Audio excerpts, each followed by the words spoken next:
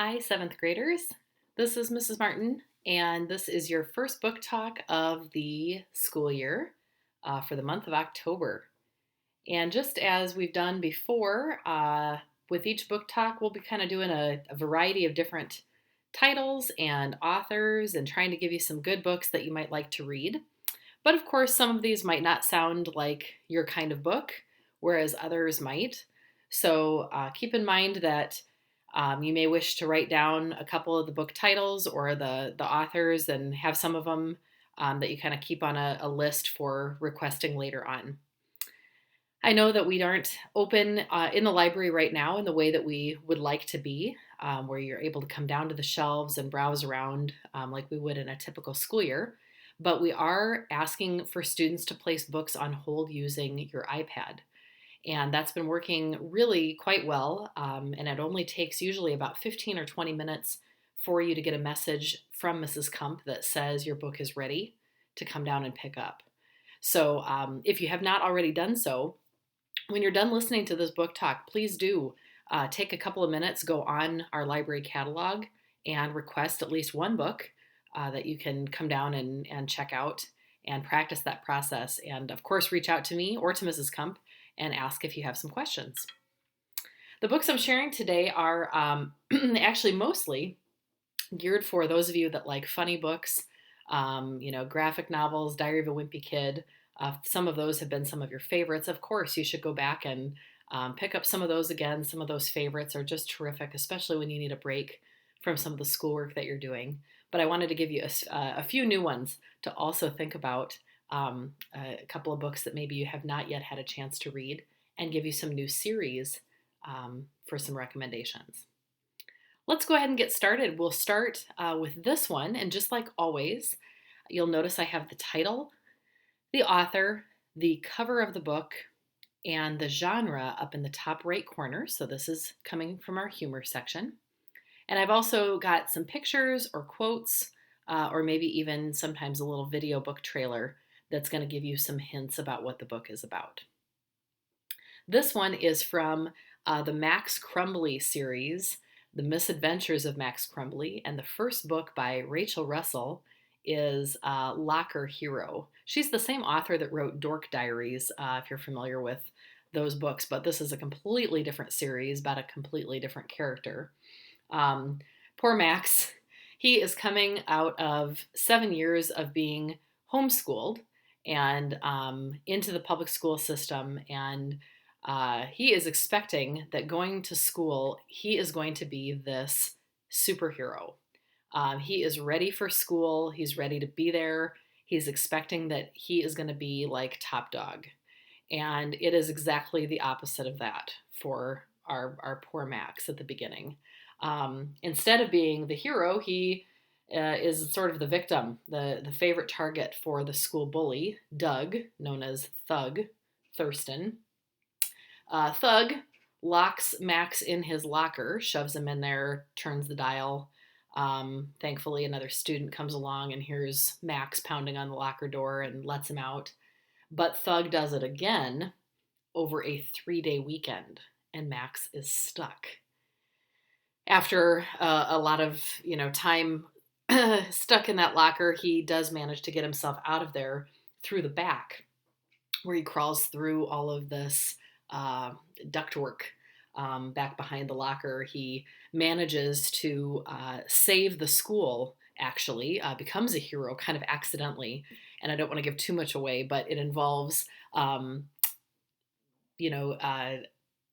basically saving the school from some robbers. And I'll let you read the book to find out what exactly he does, becoming this accidental hero.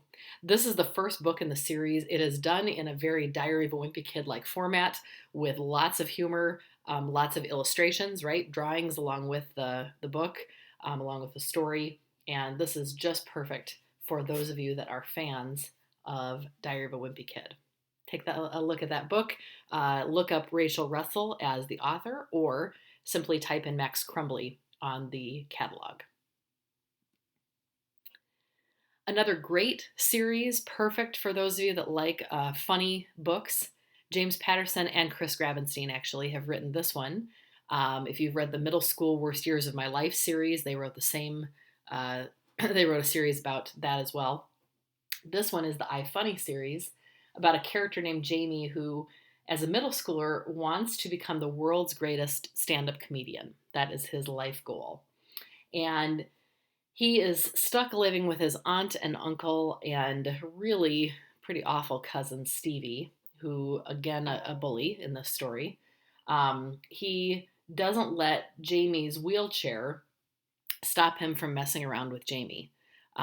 He's a bully anyway, and then with Jamie in a wheelchair, he just continues to bully him anyway. Um, when Jamie's uncle mentions a contest, it's called Planet's Funniest Kid Comic. Jamie decides he's got to enter this. This is the way he's going to make it, right? Make it big and get to his goal. And he wonders, is Stevie going to be right? Are the judges going to pity him because of his wheelchair, or are they going to actually move him along in this contest due to the fact that he's actually really, really funny? Um, he's going to deal with that and lots of other issues in this book, and it is the first in the series. This book here is.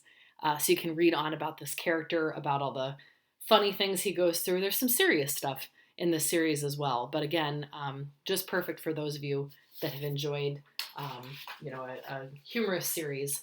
Take a look at this one, the iFunny series by Patterson. The Last Kids on Earth series by Max Brallier. It might look familiar to you if you've seen it on Netflix here in the last, year, maybe a little less. This one's been on there. And this is the first book in that series. We do have the whole series in the library. 13-year-old Jack Sullivan has been living in his tree house. And this might sound like a pretty great gig, especially because he is armed with his video games and a basically endless supply of Oreos and Mountain Dew. He's living there with a couple friends, and they're literally the last kids on Earth, as the book says here.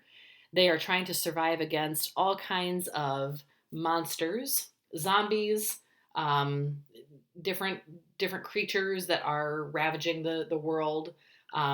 They're taking over, especially a really intelligent monster by the name of Blarg. And Jack has put together this ragtag team of kids to try to fight them off. And it's a pretty humorous attempt at doing so. So not scary, not an end of the world kind of a situation that way, but these kids in this treehouse trying to survive and fight off these creatures together. It's just a fantastic read, and can't recommend this one enough. If you've not read it yet, put this one on hold right away because it is always off the shelf. I decided I'd throw in something a little on the creepy side because it is October, and why not?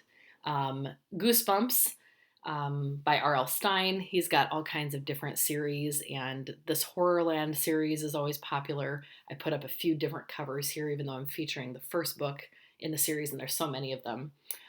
This first book, called Revenge of the Living Dummy, if you've ever been creeped out at the idea of a doll coming to life, and I'll tell you, that is one of the creepiest things in my mind. That's what this story is about. 12-year-old Brittany comes across, I think it's her cousins, if I'm remembering correctly from this story, her cousin's ventriloquist dummy, right? A person who holds up this doll and makes it talk, right? Uses their voice and makes the thing talk itself. She comes across this thing, finds out that the ventriloquist dummy actually comes to life on its own at night. It has an evil plan. This evil plan involves bringing kids to an amusement park, and then this amusement park is called Horrorland. And why are they trying to get kids to Horrorland? Well, good grief, that's pretty awful too. You've got to read this. It's just creepy. Kids go to this park and then they don't leave. I'm telling you, if you like a good, kind of awful, well, just a story that'll give you goosebumps, right? It's a perfect name for it. Read these books. It's maybe not going to keep you awake at night, but it's still enough to just be perfect when the sun goes down and, you're sitting in your room at night and you've got, one light on and Anyway, yeah, pick up these books. You can read them in any order, by the way. You do not have to read the first one and then the second one. And there's tons of them. So grab one that looks good. Look at those covers. Woo, spooky. Back to something funny. I put on here, if you've read every Diary of a Wimpy Kid, every Dog Man, every Big Nate book out there, this is one that has not gotten checked out a lot. And I feel like when I picked this one up, it just reminded me so much of those books. So I am hoping by sharing it, it's one that I haven't shared. It's just sitting on the shelf, and I thought, well, I need to just mention it because I think kids don't even know it's there. Um, Wonkenstein by Obert Sky. And the story is about a 12-year-old kid who he's not really one who, meets a lot of goals. He likes to do the least amount of work possible. His parents want him to read. They want him to read a lot. They give him a lot of books. Those books end up at the back of his closet. His closet's gotten really messy. In fact, he can't even find the books that he's supposed to have been reading. And now weird sounds are coming out of his closet, and there's this funny little creature that seems to have been made out of two characters from two of these books that have, these books have been ignored for weeks or months, or I don't even know how long. But because those characters are there, they've created this sort of super character, super creature, and it's now come to life. Let's take a look at this little trailer about it, just so you can get a sense of the style of this book. Wonkenstein, The Creature from My Closet.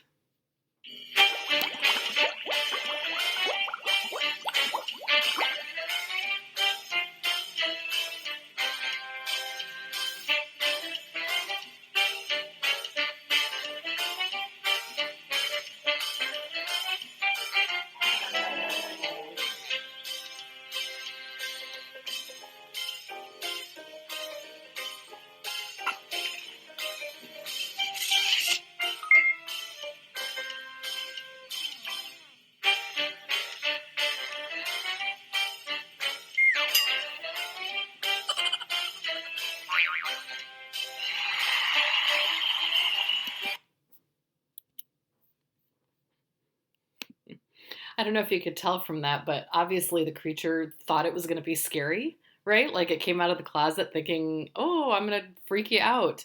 And it was really evident, that for Rob, it wasn't going to be a scary creature at all. So you can read about some of their funny adventures in these books, right? He's got this creature in his closet, and now he's got to try and keep the creature quiet. He's got to not let his parents know that it's there. This creature's like a pet that you don't want. Anyway, take a look. They're short reads. They're fun. They're funny.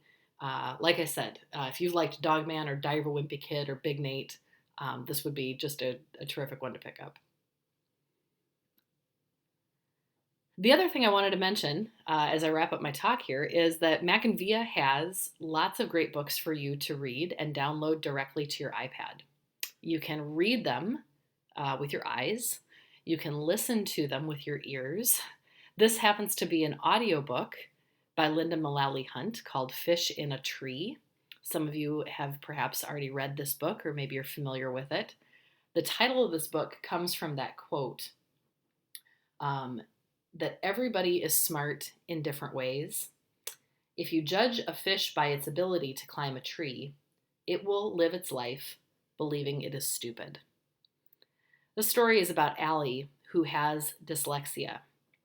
She, in her reading, mixes up letters, they turn different directions, and they switch places in words. And so it's really difficult for her to read, or at least to read, quickly. And she's always been smart enough to fool other people. When it's tough for her to do something in school, she just does something distracting or disruptive. She causes some trouble, and then nobody knows her secret, which is that she has a really hard time reading. And in this book, a teacher recognizes that Allie is really smart, but she just has a learning disability. She has this dyslexia. And so Allie's teacher notices that Allie is really bright, really smart, and decides that she's going to help Allie see how bright she is, see how smart she is. And that changes everything. It's an incredible read. I wanted to share it as one example of an audiobook that you can find on Mac and Via. I want to take a moment to show you how you can get into Mac and Via in case you have not yet done so, or in case it's been a while.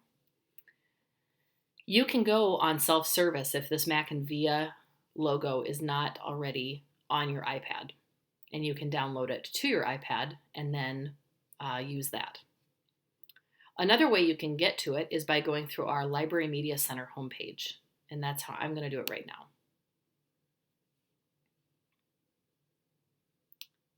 On the Library Media Center homepage, I can go here, again, following that Mac and Via picture right there. And when signing into Mac and Via, you will want to be sure that you are signed in under Valley Middle School for Apple Valley. You'll notice that it is going to ask for a username and password. For teachers, it does ask for your first and last name, but for students, this would be your student ID number. And then your password would be your CoLab password, which is your last name and the day of your birth date.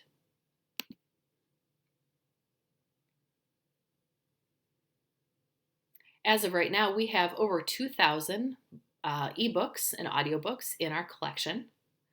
And to find this one, I went to audiobooks over here. Again, an audiobook, of course, would be just a book that you can listen to. So you could plug in your headphones or your earbuds to your iPad and just listen to the story. And there's lots of options here. I kept scrolling down because I wanted to find one that I wanted to share with your class. And I kept looking and kept looking and kept looking. There are lots of good ones here. But it wasn't until I got to this page and saw Fish in a Tree where I thought, yep, that's what I want to go with. When I click on the I here over Fish in a Tree, it will give me some more information. So here it tells me a little bit about the story. It tells me that the book is available. One of one is available, and I can listen now. I can also check out the book, which then doesn't make it available to anyone else. When I check it out, it checks it out to me for 3 weeks, and it will automatically return unless I decide to return it earlier than that.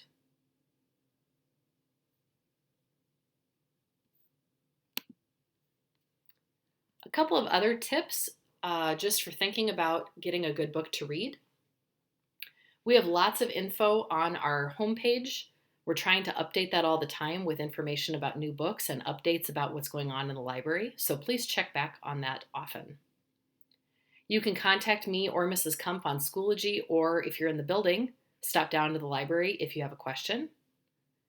You can also search the catalog for favorite authors or genres, ask friends for recommendations, and as I mentioned at the beginning of this talk, keep track of book titles you want to request later in case a book is already checked out. One last thing to mention is that when you do place a book on hold using your iPad, please wait for Mrs. Kump to send you a message on Schoology to say that the book is ready for you to pick up. The system will tell you that the hold is available. It'll come up with a message immediately. All that means is that the book is on the shelf. It does not yet mean that we have the book ready for you. So even though Mrs. Kump is a fast worker, like I said here, she is not a wizard. So we do need to give her a little bit more time to get the book out and get it checked out under your name. If you can wait about 15 to 20 minutes, in most cases, she will send you a message after you've placed the book on hold. Just wait for that Schoology message that is directly to you, and then you can come down to pick up your book. If you have any questions about how to put a book on hold, if you want ideas of books to read, you know where to find me in the library, or send me a message on Schoology, and I look forward to helping you out. In the meantime, happy reading.